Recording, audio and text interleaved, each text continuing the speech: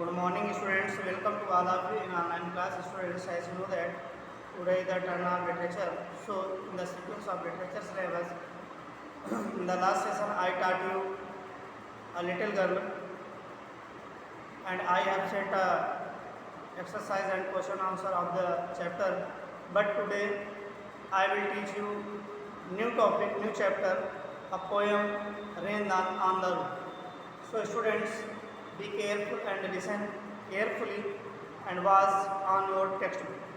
So, students, the chapter is Rain on the Roof.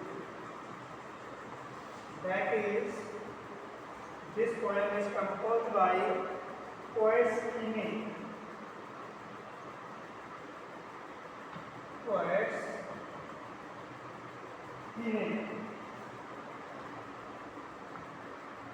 ये poem जो है rain on the roof poets किने के माध्यम से लिखी गई है, तो पोएट्स किने के द्वारा लिखी गई है। तो स्टूडेंट्स, इस पोएम में क्या हुआ है, क्या बताया गया है, इसको थोड़ा सा सुन लीजिए। When the sky is covered with dark cloud and it starts raining, have you ever listened to the patter of soft rain on the roof? What thought flash through your mind as you hear this melody of nature? Read the poem. Students में ये बताया गया है कि जब rain होती है और रेन की आवाज़ आप सुनते हैं, उसकी पैटर्न आप अपने रूप पर सुनते हैं, तो आपको कैसा फील होता है। तो स्टूडेंट्स, कैसी फीलिंग्स पोएट्स के मन में आती हैं रेन की पैटर्न की आवाज़ सुन करके। जैसे ही पानी पटपट पटपट से गिरता है रूफ पर, तो पोएट को सुनकर कैसा फील होता है, ये चीज़ें आपको इस पोएम के माध्यम से बताने की कोशिश की गई है। तो अभी लोग इस पोएम को पढ़ते हैं और पता करते हैं कैसा फील होता है। पहले इसकी थीम देख लेते हैं। Theme of this poem, the feeling of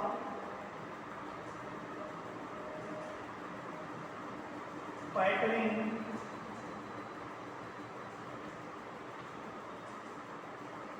of drop of rain. Feeling of pattering of drop of rain. Pattern नहीं है आपको, यानी रेन ड्रॉप की पैटर्न कैसे फील होती है, ये आपकी थीम। तो देखते हैं पोएम में। When the humid shadow over all the starry sphere, क्या कहा गया? When the humid shadow, जब नमी युक्त हवाएं चलती हैं, over all the starry sphere, हर जगह हवाएं महसूस होती हैं, छत पर हवाएं महसूस होती हैं। And the darkness, melancholy darkness gently weak in rainy year, तभी क्या होता है, जो डार्कनेस है यानी बादलों के अंधकार से के बीच बारिश शुरू हो जाती है। जो रेनी टीयर्स हैं वो गिरने शुरू हो जाते हैं, मीन्स बारिश होना शुरू हो जाती है। पोएट क्या कहता है कि अचानक से शैडो आ जाती है, छाया पड़ने लगती है, नमी युक्त हवाएं चलती हैं। हवाओं के साथ साथ जो हमें अपने छत पे, अपने घरों पर वो हवा फील होती है और पूरे अंधेरापन छा जाता है और इसके साथ धीरे धीरे बारिश होना शुरू हो जाती है। What a bliss to press the pillow of a cottage chamber bed and lie listening to the patter of the soft rain overhead. और उस समय अगर हम अपने बेड पर लेटे हुए हैं, अपनी कॉटेज में लेटे हुए हैं, तो पिलो को दबाने में, प्रेस करने में कितना मज़ा आता है। और listening to the patter of the soft rain overhead, और हमारे ऊपर यानी छत में जब बारिश की बूंदें गिरती हैं तो उनके पैटरिंग की आवाज़ आती है, पड़पाने की, उनके गिरने की जो आवाज़ आती है वो कितनी सॉफ्ट आवाज़ होती है, कितनी अच्छी आवाज़ लगती है पोएट को। आगे क्या बोलता है? Every tinkle on the singles, every tinkle on the singles has an echo in the heart. जैसे ही सिंगल्स पे गिरती है, सिंगल्स का मतलब है कि जैसे ही सिंगल जो बोलते हैं छोटे छोटे पत्थर के टुकड़े। छतों में अगर कपरेला टाइप का है तो कपरेले में जैसे ही गिरती है बूंदें तो वो हमारे हार्ट में इको जैसी लगती है। इको का मतलब हमारे हार्ट में उसकी आवाज़ भर जाती है। जैसे कि हम एक छोटा सा एग्जांपल लेते हैं, जैसे आप टीन के नीचे लेटे हुए हों, सीमेंटेड टीन के नीचे लेटे हुए हों और बारिश होती है तो उसके पड़पाने की जो आवाज़ आती है तो हमारे मस्तिष्क में, हमारे हार्ट में वो पड़पाने की आवाज़ गूंज जाती है। तो वही पोएट ने कहा कि जैसे ही वो सिंगल्स पे गिरती है, कपरेले पे गिरती है, स्टोन्स पर गिरती है पानी के बूंदें, तो उसकी जो आवाज़ होती है पानी के बूंदों की पड़पड़ाने की, वो हमारे हार्ट में भर जाती है और पूरी तरह से हम लोगों को इको में ले लेती है। इको का मतलब वही होता है पूरी तरह से भर जाना। और क्या है, and 1,000 dreamy fancies into busy being start, thousands dreamy fancies, हजारों स्वप्न हम लोगों को ले आते हैं। यानी उसी समय अगर हम लेटे हुए होते हैं तो हमारे मन में कई तरीके के विचार, फैंसीज यानी बहुत तरीके की काल्पनिक बातें आती हैं। बिजी बीइंग स्टार्ट, और हम लोग बिजी हो जाते हैं, यानी उन्हीं बातों को सोचने पर बिजी हो जाते हैं। And 1,000 recollection weave their air thread into, और हमारे दिमाग में उन यादों का, उन रिकलेक्शन का, जो यादें हमारे दिमाग में भरी हुई हैं उन्हीं के बारे में ताना बाना बुनना शुरू कर देते हैं। ताना बाना बुनने का मतलब है कि हम लोग उसी के बारे में सोचना शुरू कर देते हैं, उसी पर डिस्कस करना शुरू कर देते हैं। As I listen to the patter, और जैसे ही मुझे पैटरिंग की आवाज़ आती है, पैटर की आवाज़ सुनता हूँ, of the rain upon the roof, जैसे ही छत पर पानी की बूंदों की आवाज़ सुनाई देती है तो हम लोगों के दिमाग में ताने बाने बुनना शुरू हो जाते हैं और ख्याल, बहुत पुरानी पुरानी यादें हमारे दिमाग में आना शुरू हो जाती हैं। लास्ट स्टेंजा है इस पोएम का। Now in memory comes my mother, ये सुनते सुनते यानी पैटर्निंग की आवाज़ सुनते सुनते ही पोएट को अपनी माँ की याद आ जाती है। क्या याद आ जाती है? नाउ इन मेमोरी, अब मेरी यादों में, कम्स माई मदर, मेरी माँ याद है।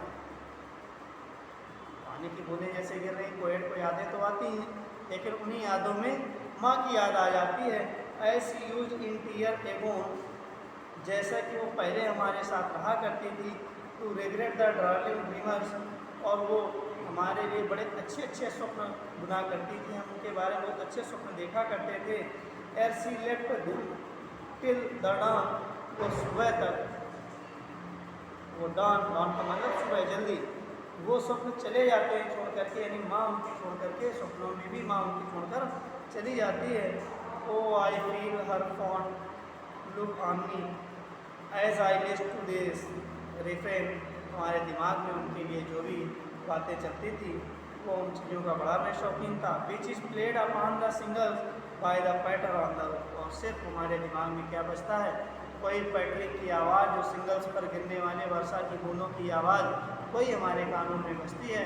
और जो भी हमारी रात में अच्छी अच्छी यादें थी माँ के बारे में, जो हमारे विचार थे, वो सारे विचार सुबह होते होते समाप्त हो जाते हैं। तो स्टूडेंट्स, ये पोएम का आपका एक्सप्लेनेशन रहा। इस पोएम की समरी आपको लिखना है। अब इस पोएम के बारे में कुछ और भी चीज़ें मैं आपको बता देना चाह रहा हूँ। इस पोएम में किस तरीके की राइमिंग स्कीम का यूज़ किया गया है और इसमें जो स्टेंजा हैं वो कैसे स्टेंजा हैं। तो पहले तो देखते हैं कि हम लोग स्टेंजा की बात करते हैं स्टेंजा।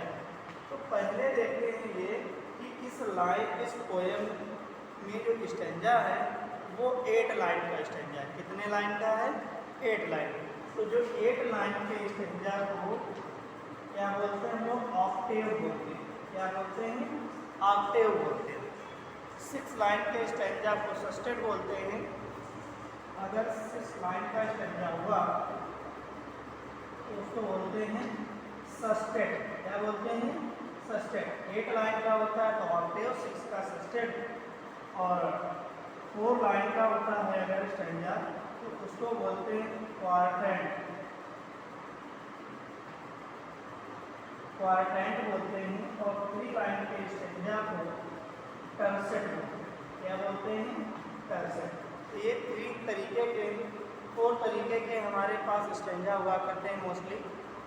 टर्सेट 3 लाइनों के स्टेंजा को बोलते हैं, क्वार्टेट बोलते हैं 4 लाइन के स्टेंजा को, सस्टेट बोलते हैं 6 लाइन और 8 लाइन के स्टेंजा को ऑक्टेव बोलते हैं। तो इस तरह से अब इसकी राइमिंग स्कीम की बात कर लेते हैं। तो राइमिंग स्कीम क्या है इस चैप्टर में, तो देखते हैं कैसी राइमिंग स्कीम का यूज किया गया है स्टूडेंट्स। तो अगर हम बात करते हैं राइम वर्ड की, राइमिंग स्कीम की, तो राइमिंग स्कीम में पहली लाइन के राइमिंग होती क्या है, लास्ट में बोले जाने वाले सेम साउंड के वर्ड, इसको तुकांत बोलते हैं। तो आपका अगर पोएम की कोई लाइन पढ़ते हैं उसके लास्ट की लाइन का जो लास्ट वर्ड है, लाइन का जो लास्ट वर्ड है, हर लाइन के लास्ट वर्ड अगर आपस में मिलते जुलते हैं तभी उसमें कोई ना कोई राइमिंग स्कीम होती है, या तो अल्टरनेट मिले या फिर सारे वर्ड मिले, बोलने में एक जैसे हों। जैसे फर्स्ट स्टेंजा की लास्ट लाइन है होवर, सेकेंड है स्फेयर, तीसरा है डार्कनेस, चौथा है tears. Hover, spheres, tears, darkness, pillow, bed, patter, ahead. Bed ahead है, इस तरीके से देखते हैं। पहले क्या है होवर, होवर का कोई लाइन वर्ड नहीं है। दूसरा है स्पेयर्स, स्पेयर्स इसका है टीयर्स। फिर दूसरा वर्ड है डार्कनेस, डार्कनेस, डार्कनेस का कोई वर्ड है बिल्कुल नहीं है। फिर क्या है पिलो, पिलो का भी कोई नहीं है। बेड, बेड का है ओवरहेड। इस तरह से राइम स्कीम है। तो अगर हम ओवर को ए मान लें तो स्पीयर बी हो जाएगा और ये सी हो जाएगा।